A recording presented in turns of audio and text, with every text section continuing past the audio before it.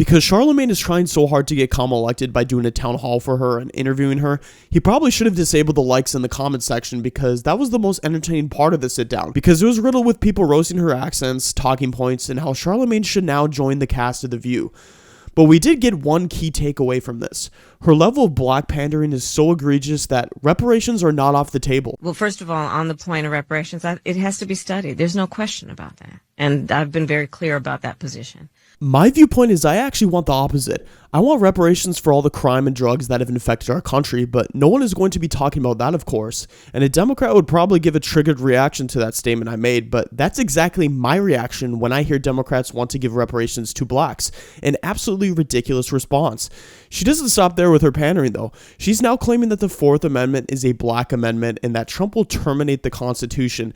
If I recall, he never did that in his first 4 years, so why the fear-mongering? You know what's in the Constitution of the United States? The 4th Amendment, which protects you against unreasonable searches and seizures. The 5th Amendment, the 6th Amendment, the 14th Amendment. And he's going to terminate the Constitution of the United States, which in most of those amendments, one thing or another was about a movement spurred by black people to ensure that we would be equally protected under the law.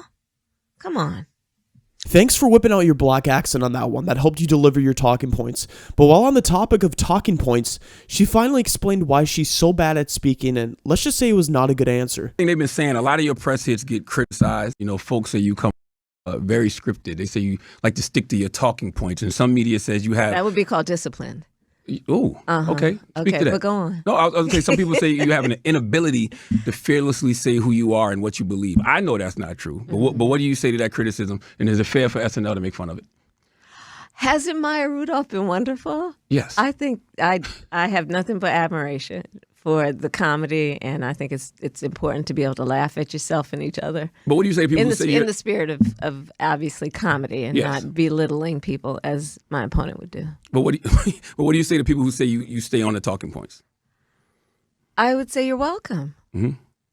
I mean, listen, here's the thing. I love having conversations, which is why I'm so happy to be with you this afternoon. And the reality is that there are certain things that must be repeated to ensure that I have everyone know what I stand for and the issues that I think are at stake in this election. Mm-hmm. And so it requires repetition. You know, some people say that until someone has heard the same thing at least 3 times, it just doesn't stay with you. So repetition is important.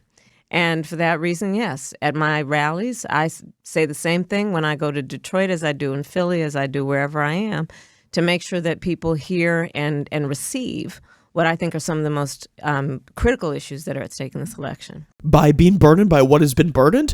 No, the simple answer on why it's very basic talking points is because her policies aren't even allowed to be on full display, because everything she has supported in the past is progressive and not popular with the average American. She does have a very difficult job, I'll give that to her. She has to first make herself go from unlikable to likable, distance herself from Biden's policies, while walking back on all of her policies to appear as moderate. She also simultaneously has to make it appear that Donald Trump is the biggest threat to democracy.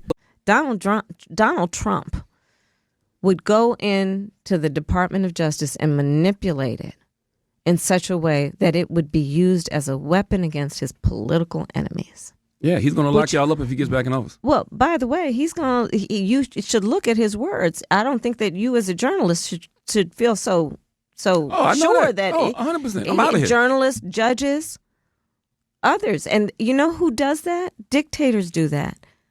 Other countries do that. So why did you try to do that to Trump? It's almost comedy at this point, or it seemed like she's just trolling the viewers, because how could she say Trump will lock everybody up when they are the ones that are trying to do that? And Charlemagne telling her that he's going to be gone if Trump is in office is so pathetic. What an absolute and total weasel.